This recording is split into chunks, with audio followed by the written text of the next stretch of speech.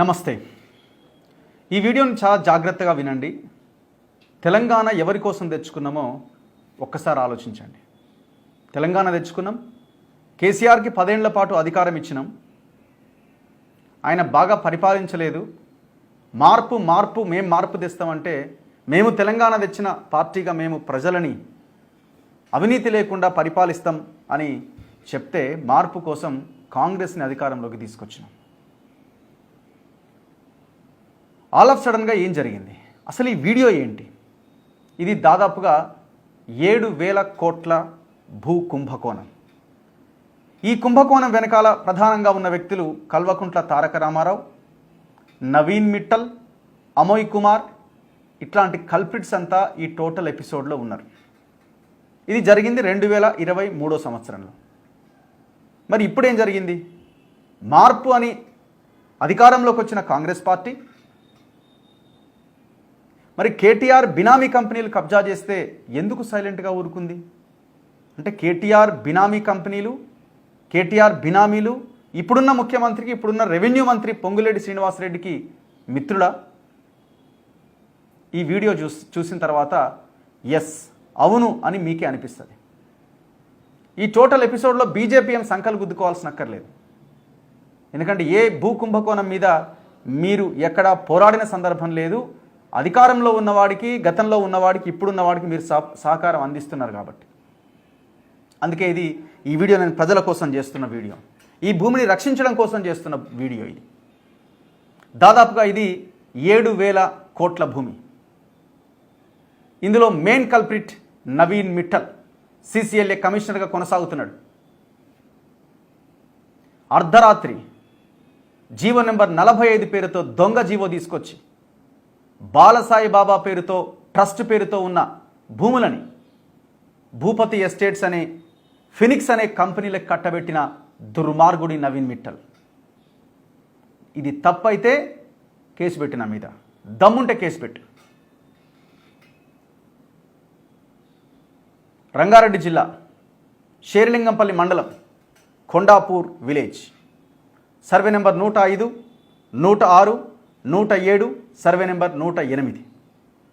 ఈ 4 సర్వే నెంబర్లలో ఇంకా మొత్తం ఈ చుట్టూ ఉన్న సర్వే నెంబర్లలో మొత్తం 70 ఎకరాల భూమి ఉన్నది. ఇందులో 42 ఎకరాల భూమి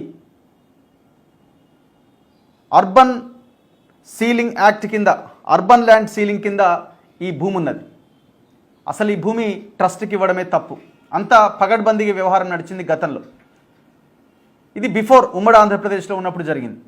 అది బాలసాయి బాబా ట్రస్ట్ పేరుతో ఆ భూమిని ఆ ట్రస్ట్కి అప్పగించడం జరిగింది. ఆ 42 ఎకరాలు, మిగతా 27 ఎకరాలు గవర్నమెంట్ ల్యాండ్, మొత్తం 70 ఎకరాలు. అయితే అది ఉమ్మడి ఆంధ్రప్రదేశ్లో ఉన్నప్పుడు ఈ వ్యవహారం నడిచింది. బాలసాయి బాబా ట్రస్ట్ పేరుతో తెలంగాణ వచ్చే వరకు వాళ్ళ చేతిలో భూములు ఉన్నాయి. తెలంగాణ వచ్చింది 2014లో. 2014లో తెలంగాణ వచ్చిన తర్వాత అర్బన్ ల్యాండ్ సీలింగ్ పరిధిలోకి వచ్చే భూములను కర్నూలు ప్రధాన కేంద్రంగా ఉన్న భగవాన్ శ్రీ బాలసాయి బాబా సెంట్రల్ ట్రస్ట్ భక్తులు విరాళాలుగా ఇచ్చిన సొమ్ముతో కొనుగోలు చేయడం తప్పు. అంటే ఇది ఆ డబ్బులతోని కొనుగోలు చేశారు. అయితే ధార్మిక సంస్థల కోటాలో కామన్ గుడ్ పర్పస్ కింద అర్బన్ ల్యాండ్ సీలింగ్ యాక్ట్లోని సెక్షన్ 23(4) కింద 42 ఎకరాల 3 గుంటలను జీవో నెంబర్ 2065తో 29/11/2005 తేదీన ప్రభుత్వం కేటాయించింది. ప్రభుత్వం ఆనాడు కేటాయించింది 42 ఎకరాల 3 గుంటలని. ఈ చట్టం కింద కేటాయించిన భూములను ట్రస్ట్ అమ్మకూడదు. సరే, ఏదో ఒకటి ట్రస్ట్కి ఇచ్చిర్రు, ఒక ధార్మిక సంస్థకి ఇచ్చిర్రు, అది ట్రస్ట్ కిందనే ఉండాలి. కానీ అది ఎట్టి పరిస్థితిలో అమ్మడానికి వీల్లేదు. ఒకవేళ అమ్మినా అది ఎండోమెంట్ యాక్ట్ 1987 ULC యాక్ట్ కింద చెల్లదు. అన్నీ తెలిసిన ఈ ట్రస్ట్, బాలసాయి బాబా ట్రస్ట్, ఈ భూమిని ఒక బినామీ సంస్థ అయిన భూపతి ఎస్టేట్స్కు అమ్ముకున్నది. భూపతి ఎస్టేట్స్తో కుమ్మక్కై వీటిని దాచిపెట్టి ఆ భూములను అమ్ముకోవడానికి ట్రస్ట్ ఎండోమెంట్స్ శాఖకు అర్జీ పెట్టుకున్నది. అంటే ఈ భూములు మేము అమ్ముతున్నాము అని ఒక అర్జీ పెట్టుకున్నది. ఎప్పుడు ఆ శాఖ అర్జీ పెట్టుకున్న తర్వాత 10/7/2006న ఆ పిటిషన్ని, ఆ అప్లికేషన్ని తిరస్కరించింది ఎండోమెంట్. ఇది చేయడానికి వీల్లేదు అని, ధార్మిక సంస్థలకు కేటాయించిన భూములు అమ్మరాదని, ఒకవేళ అమ్మినాది చెల్లదని తేల్చి అర్జీని అప్పటి ఉమ్మడి రాష్ట్ర ప్రభుత్వం తిరస్కరించింది. ఎప్పుడు ఇది 2006లో. ఏ ప్రయోజనాల కోసం భూమిని ప్రభుత్వం కేటాయించిందో వాటిని నెరవేర్చకపోతే ఆ భూములు ప్రభుత్వం తిరిగి తీసుకుంటుంది. అది అసైన్ ల్యాండ్స్ అయినా సరే. బాలసాయి మరణం తర్వాత ట్రస్ట్ కార్యక్రమాలు ఆగిపోయినాయి, కానీ ప్రభుత్వం ట్రస్టుకు చెందిన భూములను స్వాధీనం చేసుకోలే. ఇటువంటి అంశంపై ఇటీవల ఏపీ ప్రభుత్వం గతంలో ఇచ్చిన భూములు వెనక్కి తీసుకుంది. ప్రముఖ దావాల్లో ఉన్నత న్యాయస్థానాలు అటువంటి తీర్పులే ఇచ్చాయి. అయితే తెలంగాణలో రెవెన్యూ మినిస్టర్ లాలూచీతో ట్రస్ట్ భూముల స్వాధీనం అంశం మరుగున పడుతోంది. మరి దీనికి ఎవరు చెప్పాలి సమాధానం? రెవెన్యూ మినిస్టర్ చెప్పాలి, వీళ్ళందరూ చెప్పాలి. కానీ ఏం జరిగింది? కానీ తర్వాతి కాలంలో ఏం జరిగిందన్నదే ఇక్కడ చాలా ప్రధానమైన అంశం.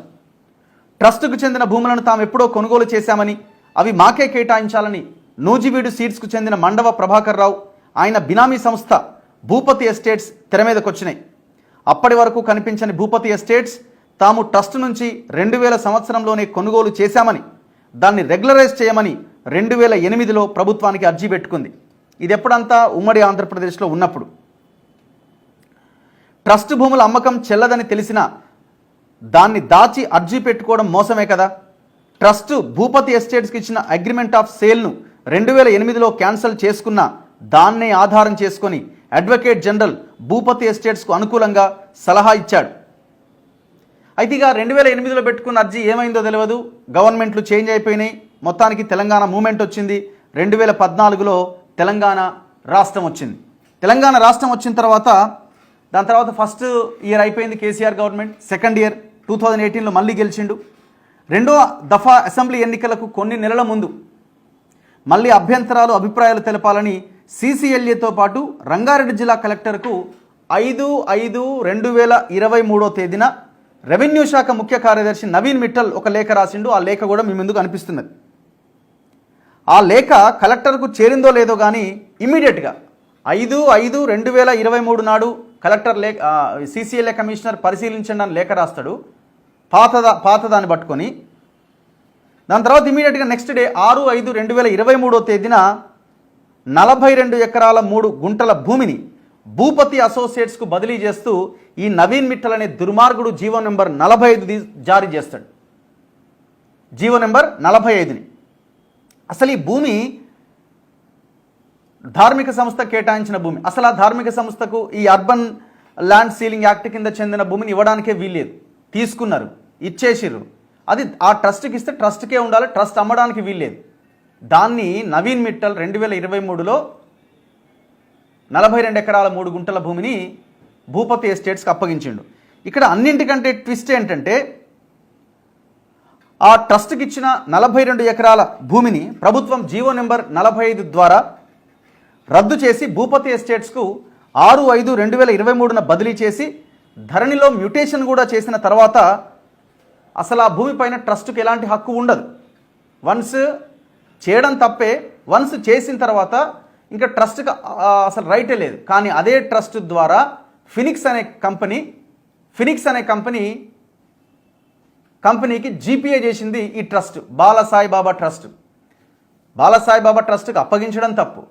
అప్పగించిన తర్వాత ధార్మిక సంస్థకు చెందిన భూమిని ఎండోమెంట్ యాక్ట్ని ఉల్లంఘించి భూపతి ఎస్టేట్స్కి ఇవ్వడం తప్పు. రాత్రి జీవో నెంబర్ 45 ద్వారా ఇచ్చేశారు. అది ఒకవైపు ఇవ్వడంతో పాటుగా ఇటువైపున ఆల్రెడీ దాన్ని అమ్మకం అయిపోయిన తర్వాత వాళ్ళకి ఇచ్చేసిన తర్వాత ఇంకొక వైపున మళ్ళీ దొడ్డిదారిన ఇదే బాలసాయిబాబా ట్రస్టు ఫినిక్స్ అనే కంపెనీకి జీపీఏ చేసింది. దాంతోపాటు పక్కనే ఉన్న ఇంకొక 27 ఎకరాల్లో మళ్ళీ ఇంకొక 3-4 ఎకరాలు ఈ ఫినిక్స్ వాడు కబ్జా చేసిందనే వార్తలు వస్తూ ఉన్నాయి. గ్రౌండ్కి వెళ్తే మనకి ఇంకా క్లారిటీ వచ్చే అవకాశం ఉంది. అంటే దీంట్లో మొత్తం రియల్ ఎస్టేట్ వ్యాపారం చేస్తున్నారు. కొండాపూర్ అనే ప్రాంతం ఎంత కాస్ట్లీ ఏరియానో ప్రజలారా మీరే చెప్పండి. ఇంత ఓపెన్ దందా. నేను మీకు ఒక ఫోటో చూపిస్తున్నాను చూడండి. రేవంత్ రెడ్డి తొడ మీద చేయేసిన వ్యక్తి పేరు చుక్కపల్లి సురేష్ అనుకుంటా, నేను అనుకోవడం. చుక్కపల్లి సురేష్, ఆయన కొడుకు చుక్కపల్లి అవినాష్. వీళ్ళ ఈ ఫినిక్స్ కంపెనీ ఓనర్స్. వీళ్ళెవరయ్యా అంటే కేటీఆర్ బినామీ పర్సన్స్ వీళ్ళంతా. మరి కేటీఆర్ బినామీ కంపెనీలు రేవంత్ రెడ్డితో అంత చనువుగా ఉన్నారేంది అంటే రేవంత్ రెడ్డికి మిత్రుడు వీళ్ళు కూడా. మరి ఈ కంపెనీ తెలంగాణ భూములని చెరబట్టింది. వీళ్ళకైనా తెలంగాణకు సంబంధం ఉందా? అసలు వీళ్ళకి మన రాష్ట్రానికే సంబంధం లేని వ్యక్తులు వీళ్ళు. గతంలో వీళ్ళ మీద ఈడీ కేసులు కూడా అయినాయి. మరి బీజేపీ వాళ్ళు కూడా చెప్పాలి. ఇప్పుడు ఫినిక్స్ అనే కంపెనీ మీద జరిగిన ఈడీ రైట్స్ ఏమైనాయి, ఎంతవరకు వచ్చినాయి? లిక్కర్ స్కామ్లో వచ్చిన డబ్బులతోని ఫినిక్స్ అనే కంపెనీలో భూములు కొనుగోలు చేసిన వార్తలు వచ్చినాయి కదా, ఏమైంది? 42 ఎకరాల భూమి, 7,000 కోట్ల ప్రాపర్టీ ఇంత దుర్మార్గంగా ఎత్తుకపోతా ఉంటే ఎవరు మాట్లాడరా? ఏ పొలిటికల్ లీడర్ మాట్లాడరా? ఇంత ఇంత ఇంత ఓపెన్ గ్యాంగ్ రేప్ ఇది ఒక రకంగా చెప్పాలంటే. 42 ఎకర్స్, 42 ఎకరాలు. మీరు ఆ ఫోటో చూస్తే మీకు చాలా క్లియర్గా అర్థమవుతున్నది. రేవంత్ రెడ్డి తొడ మీద చుక్కపల్లి సురేష్ అనేట ఆయన, ఆ ఫినిక్స్ ఓనరు కేటీఆర్ బినామీ దర్జా కూర్చొని మాట్లాడుతున్నాడు. మరి దీని మీద యాక్షన్ ఉండదా? ఇది ఒకటే కాదు, మేము వెస్టర్న్ కన్స్ట్రక్షన్స్ మీద మాట్లాడినాం, ఇంతవరకు నో యాక్షన్. వాళ్ళకి ఒకటే, మా వెనకాల గవర్నమెంట్ ఉంది, మమ్మల్ని ఎవడు పీకలేడు, మా వెనకాల ముఖ్యమంత్రి ఉండి మమ్మల్ని ఎవడు పీకలేడు. ఇవాళ రేవంత్ రెడ్డి ఉన్నారు, రేపు ఇంకొక ఆయన వస్తాడు, ఆయనను కూడా బుట్టలు వేసుకుంటాం, వాళ్ళు కూడా మా వాళ్ళే. ఓపెన్, అసలు ఎంత తిట్టినా ఎంత మాట్లాడినా ఇజ్జత్ లేదు వీళ్ళకి. వీళ్ళకి కావాల్సింది ఒకటే, అన్నం తినరు వీళ్ళు, భూమి మాత్రమే తింటారు, భూమి మాత్రమే తింటారు, పొద్దున మధ్యాహ్నం సాయంత్రం భూమిని మాత్రమే తాగుతారు వీళ్ళు, జనాల రక్తం తాగుతారు. రేవంత్ రెడ్డికి, పొంగులేటి శ్రీనివాసరెడ్డికి మీరు మార్పు కోసం వచ్చినారని మీరు ఏమైనా ఉంటే, కొంచెమైనా మీకు దమ్ము ధైర్యం ఉంటే, మీరు వాళ్ళతో లాలూచి పడకపోతే తక్షణమే ఆ భూమిని ప్రభుత్వం వెనక్కి తీసుకోవాలి. ఆ 42 ఎకరాల భూమిని, ఇంకా మిగతా 27 ఎకరాల్లో కబ్జా అయిన భూమిని కూడా వెనక్కి తీసుకోవాలి. ఇంత ఘోరమా?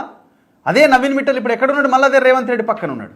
అరే కొంచెం కూడా, ఇంత సమాజం అంతా కోడై కూస్తున్నది, ఇట్లాంటి దొంగలను ఇంకా ఎందుకు పక్కన పెట్టుకున్నావు రేవంత్ రెడ్డి అని కొంచెం కూడా లేదా మీకు? మేము ఇదొకటే కాదు, గతంలో గంధంగూడ దగ్గర, ఇదే శేరిలింగంపల్లి రంగారెడ్డి జిల్లాకు సంబంధించి గంధంగూడ దగ్గర 9 ఎకరాల 36 గుంటల భూమి అభిషేక్ అనే ఒక వ్యక్తి పేరు మీద రాసేసిరు వీళ్ళు, ప్యూర్లీ గవర్నమెంట్ ల్యాండ్. అది స్కామ్ కాదా, కుంభకోణం కాదా? యాక్షన్ ఉందా ఇంతవరకు? అమోయ్ కుమార్ మీద పెట్టిన ఈడీ కేసులు ఏమైనాయి? నవీన్ మిట్టల్ మీద ఇంతవరకు ఒక్క కేసు లేదు. అంటే వీళ్ళంతా ఈ గవర్నమెంట్తో ఆల్రెడీ కాంప్రమైజ్ అయిపోయారు, అంతే కదా? గతంలో వాడు టౌన్ ప్లానింగ్లో శివబాలకృష్ణ ఒకరిని అరెస్ట్ చేసిరు, ఏమైందా కేసు? వాడు సోమేష్ కుమార్ పేరు చెప్పిండని అన్నారు, మరి ఆ సోమేష్ కుమార్ ఎట్టిపోయింది కేసు? ఒక్క కేసైనా అడుగు ముందుకు పడ్డదా? ఒక్క భూమికి సంబంధించిన కేసునైనా పర్స్యూ చేసి ఒక్క గుంట భూమినైనా వెనక్కి తీసుకునే ప్రయత్నం చేశారా మీరు? నేను ఇప్పుడు చెప్తున్నది జెన్యూన్ కేసు. ఇది బాలసాయిబాబా ట్రస్ట్ భూములు ఫినిక్స్ అనే కంపెనీ చేతిలోకి ఎట్లా పోయినాయో రేవంత్ రెడ్డి నువ్వు ఆన్సర్ చేయి, పొంగులేటి శ్రీనివాసరెడ్డి ఆన్సర్ చేయి. దొంగ కేటీఆర్ని పట్టుకొని గుంజండి, ఎట్లా ఈ భూములు ఏ రకంగా పోయినాయని. మీరు అంటున్నారు కదా, లోపలేస్తాం, జైలు వేస్తాం, డబుల్ బెడ్రూమ్ ఇల్లు కట్టిస్తాం. చిత్తశుద్ధి లేని నాయకులు వీళ్ళంతా. పొద్దుగాల తిట్టుకొని రాత్రిపూట కూర్చొని మందు తాగే బ్యాచ్ ఇదంతా. వీళ్ళు ఎవడు చర్యలు తీసుకోరు, వీళ్ళు కేవలం ఈ భూముల మీద పడ్డారు, ఈ రియల్ ఎస్టేట్ మీద పడ్డారు. తెలంగాణ ప్రజల్ని పచ్చి మోసం చేస్తున్నారు. మోసపోయే పరిస్థితిలో మనం ఉన్నాం.